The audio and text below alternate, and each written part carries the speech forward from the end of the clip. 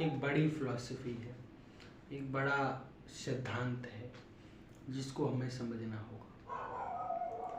राम का जन्म हो रहा है अधर्म को खत्म करने के लिए, धर्म की स्थापना के लिए। धर्म क्या है?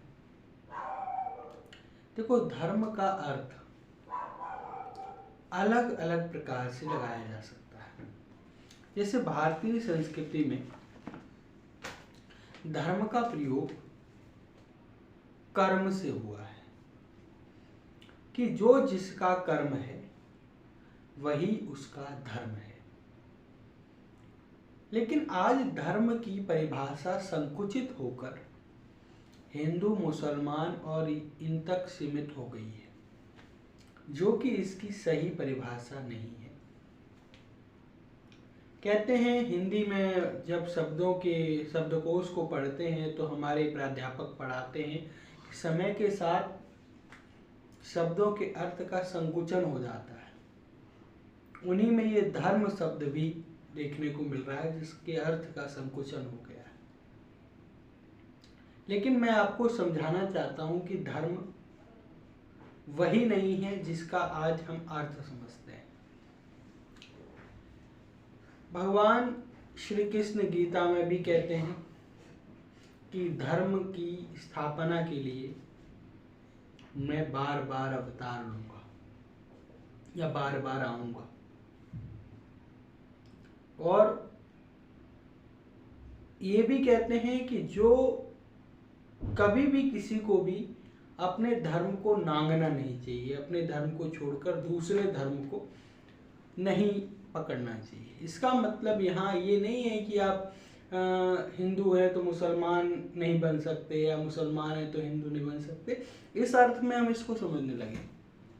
वो उसका गीता का भगवान श्री कृष्ण ये नहीं कहना चाह रहे हैं।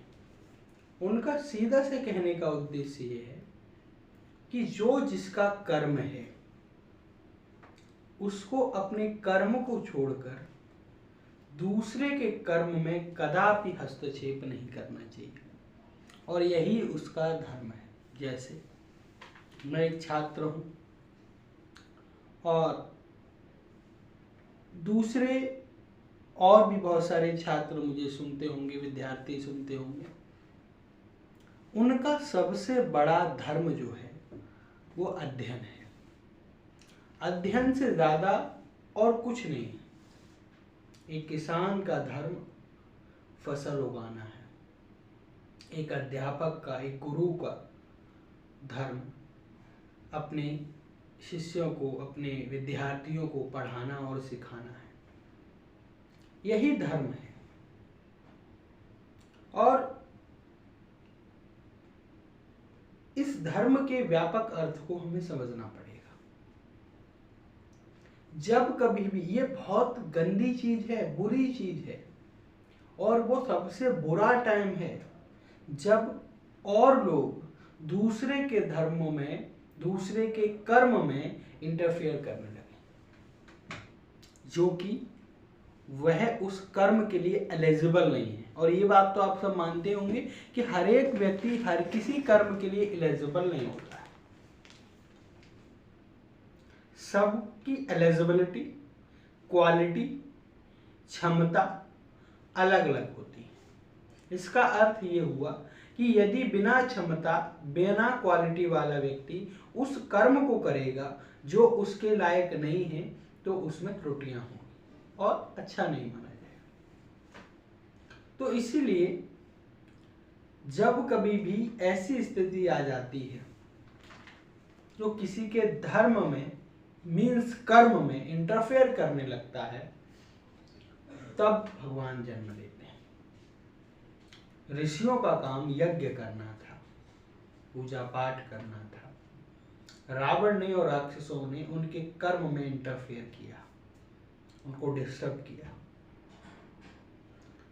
जब भी कभी कोई किसी के कर्म में इंटरफेयर करता है, वो सबसे बड़ा पाप है,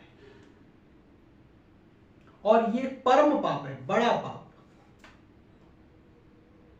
अगर एक विद्यार्थी अध्ययन कर रहा है, उसको कदापि डिस्टर्ब नहीं किया जाना चाहिए। यदि आप ऐसा कर रहे हैं या डॉक्टर अपने मरीजों को देख रहा है, उसको भी आप कदापि डिस्टर्ब नहीं करना चाहिए। अगर आप ऐसा कर रहे हैं तो उसके धर्म में दखल कर रहे हैं।